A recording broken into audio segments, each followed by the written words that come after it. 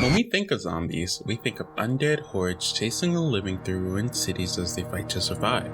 They've crawled, gnawed, and bit their way into our entertainment. With the hit breakout of Night of the Living Dead in 1986, it was nothing but an upward spiral for them as they would continue on to get many different adaptations through movies and hit shows like The Walking Dead and World War Z that would go on to shape our modern entertainment. But what happens when it's no longer just entertainment, but instead a real life event? In Florida, of course, where else would a zombie apocalypse choose to start? In the early afternoon hours of May 26, 2012, a homeless man will be going about his day laying underneath the elevated metro mover in downtown Miami, where, shortly before 2 p.m., he will be violently attacked by a naked growling man who will proceed to throw him around and begin to eat his face. Hello all, and welcome back to the channel. I'm your host, Koisaders, and today we'll be covering the Floridaman zombie attack. We'll be diving into the timeline of the event, what could have caused the man to eat another man's face in broad daylight, and why this case is more eerie than we think. With that out of the way, make sure to leave a like and subscribe to hear any more stories or subjects you might not have heard about. With that, let's dive in. On May 26, 2012, Ronald Edward Papa, a homeless man, will be going about his day laying underneath the elevated metro mover in downtown Miami. For those who don't know what a metro mover is, it's a free mass automated train system. It's basically like a train in the air, where, shortly before 2 p.m., he will be violently attacked by a naked growling man who will proceed to throw him around and begin to eat his face. After he refused to stop chewing on the face of another naked man. It all happened on a busy downtown highway ramp Saturday afternoon, and while authorities look for more... A passing cyclist at the time would happen to ride past and witness this gruesome attack taking place on Papa, to which he would call 911 to try to help him. Pieces with his mouth, so I told him, get off, it's like... And the guy just kept eating the other guy away. 5 minutes later, an officer would arrive on the scene who would command Ronald's attacker to get off of him, to which he only received growls back in return. To this, the officer would run up to Ronald in an effort to help him, but kick his assailant off of him. The attacker would only respond again in another growl, this time having a chunk of Ronald's face in his mouth. The assisting officer would then shoot Ronald's assailant, who would proceed to get back up and attack Ronald again, before being shot 4 more times. By the end of this long 18-minute attack, Ronald lost 70% of his face and his left eye. That was chewed out during the attack, leaving him permanently blind as he also received damage to his other eye. Ronald would be taken to a local hospital where he would go to make a full recovery and even learn how to play the guitar, but the event has sadly left him permanently scarred. Even though thankfully Ronald's life would be saved, we're left with the overwhelming question: why? Why would someone commit such a brutal act of violence that left majority of the nation wondering if this was the start of the apocalypse? And for that answer, we need to dive into the assailant of this case. The Causeway Cannibal, or the Florida Zombie Man, some call him, was actually Rudy Eugene, a 31-year-old man from Miami, Florida.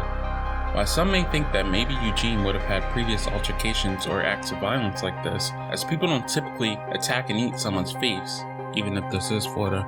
But shockingly, his record shows nothing like that, as Eugene's only encounter with the law would be over some petty marijuana crimes, to which he would imply that he was trying to quit. On top of that, Eugene had desires. He wanted to own his own car wash one day, and was working for a local car dealership washing their cars on the lot.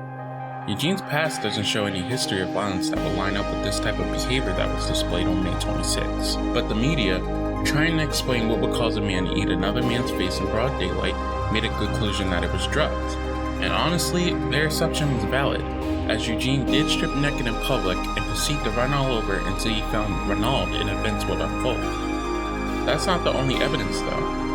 Around the time of this assault, a new drug known as bath salts was making its debut. Even though the drug is called bath salts, it isn't the type you would put in your tub to relax. This was synthetic cathinines, and bath salts was just a street name, as they both come from the same plant, cot. The difference being that in synthetic cathinines, it keeps cot stimulant effects, but people add in chemicals to make it more potent, usually taking the form of crystals, whereas normal bath salts do not have the stimulant properties to them. Dread into the hearts of cops nationwide, but it's become the street name for a potent drug that could be available at your local mall or convenience store right next to the vitamin supplements. Not only does it bring an extreme high for some, but it's also been said to cause a phenomenon known as excited delirium. And some think a ghastly crime in Miami last weekend is just the latest consequence. Here's ABC's Matt Gutman. Dangerous substance with an innocent-sounding name, bath salts. Police departments around this country are confronting a surge of people abusing the synthetic drug with horrifying consequences. Known as bath salts, being blamed for a gruesome scene in Miami.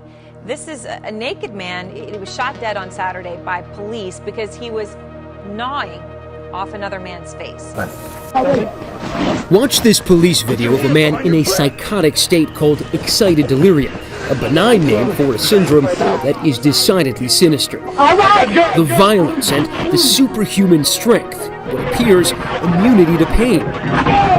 Bloody, naked, and hallucinating, There's a problem with this analysis though. Even though the news did say bath salts were the cause, this in fact was untrue, as the intoxicology report did not come out at the time of their broadcast, making it, as I stated earlier, an assumption. When the intoxicology report did come back, however, the only thing they found in Eugene's system was a small amount of marijuana. This left detectives confused and back at square one, as there was no evidence to support why Eugene would carry out such a brutal attack randomly, but by the time the intoxicology report did come out, it was already too late. People online already began speculating the reason behind this attack. At this point in time, zombie media was at its peak, with the majority of Americans tuning in to watch The Walking Dead. They generally thought that this was the start of the zombie apocalypse, conspiracies ranging from the drug bath salts being engineered by the government, to that the government was covering up something and it finally got out. Not helping the case at all, the CDC a year prior released a zombie preparedness plan, to which, once people started looking into, believed they put the pieces together.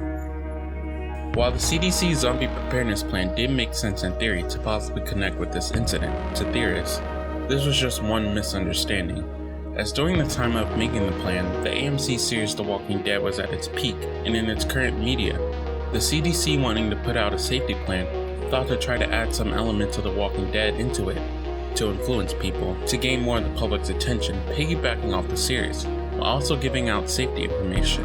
Needless to say, it didn't go as planned. Sadly, this case still doesn't have an answer, as up until the day of the attack, there was no signs of Eugene acting zombie-like. His employers and girlfriend didn't report any unusual activity, as the former would go on to do an interview sharing her experience with him. While this case could possibly be chalked up to some form of mental distress, there wasn't any official documentation or history of Eugene having any. Some have brought up the idea of voodoo being involved, as Eugene's parents are Haitian immigrants and Haiti's deep ties into voodoo, even having their own version of the zombie. This also doesn't hold any merit, as just because Eugene is Haitian, he was by all accounts Christian, even having a Bible in his car during the time of the attack, where people believe they could connect him to the idea of the voodoo zombie. The voodoo version of the zombie isn't the flesh-eating one that we are accustomed to, but more of an undead servant made to act out the will of the practitioner. So we can also put this theory to bed. Not being able to have an answer for why one would strip naked and eat another man in the open is eerie. While the reasoning of this attack may still be a mystery, there is a good outcome to this. While Ronald's life was forever changed that day, due to the story spreading like wildfire across the nation, Ronald's family in New York was able to reunite with him, as up until this point, they all believed he was missing, or worse. Hopefully one day we may get an answer, but until then, this will still be a mystery. I hope you all enjoyed today's story. If you enjoyed what you've heard today, please leave a like and subscribe, as the algorithm loves engagement. Hope you all stay safe this spooky weekend, and enjoy your parties and candy. And make sure to come back here next Tuesday for another installment of the Strange, Dark, and Paranormal. With that, I'm your host, Koisader, and I love all of you.